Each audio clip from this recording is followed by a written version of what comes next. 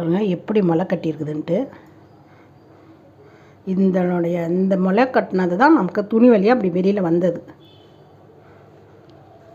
ஒரு நாள் சப்போஸ் நமக்கு முளை கட்டலை அப்படின்னா நம்ம இன்னொரு நாள் வச்சுக்கலாம், ஒன்றுமே ஆகாது, அந்த ஸ்மெல்லெல்லாம் வரவே வராது. இதை நம்ம நிழலில் தான் காய வைக்கணும். நல்லா இருக்குது பார்க்குறதுக்கே.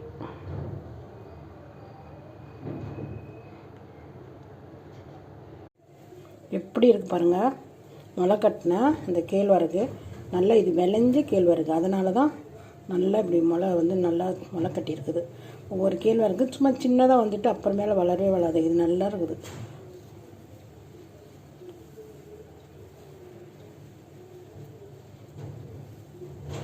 நமக்கு ரொம்ப நல்ல சத்து உடம்புக்கு. நம்ம முளை கட்டி அதை சமையல் செஞ்சு எது